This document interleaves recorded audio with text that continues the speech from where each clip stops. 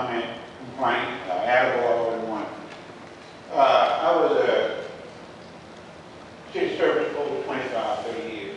And I noticed tonight that we gave an attaboy to our city manager there, Larry Hanson.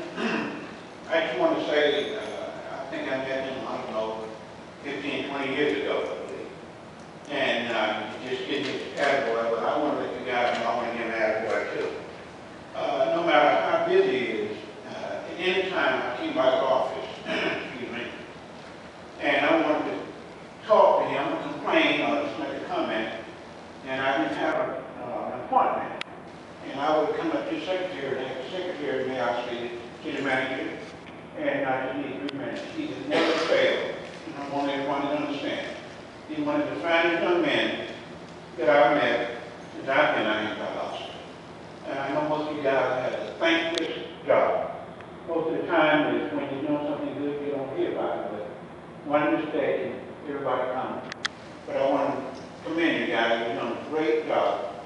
I don't know, most of you, I know one or two of you guys. I never met the lady one before. But I just want to take my hat off to the city manager, Larry Hanson. Thank you.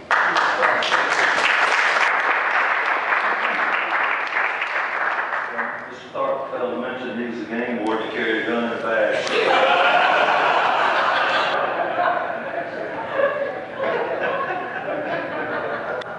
Yes, sir. Are there any other citizens wishing to be heard? Do I have first man first? Yes, sir. Good evening, Mike and Noel. I live with my wonderful wife and family at 2305 Glendale Drive, and I'm the president of WICO's activist for clean energy. Just got back from Germany. We spent the last 6 weeks with a study part program as well as learning about energy conservation, energy efficiency issues, which I'd like to share at some point. One video with you as well, because there's a lot of things to be learned from other folks' experience. And I've also noticed as I was reading the headlines that there's a lot of things going on here too. And by the way, congratulations, Mr. Hanson.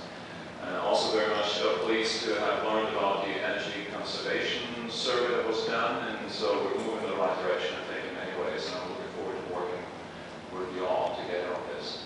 The reason why I'm here tonight is basically very briefly summarizing, in a certain sense, without boring you all, sort of the tumultuous events of the last 2 months in a certain sense. In early April, it seemed that we were on track and basically putting the biomass issue at rest.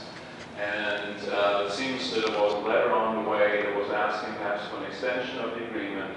And it seemed also that, based on the readings we get at the time and comments that were publicly made, that it was likely that the Industrial Authority was going to vote down an extension. But for some reason, another letter that had been sent was withdrawn. And we see simply the expiring of the deadline, you could say, as of June 1st.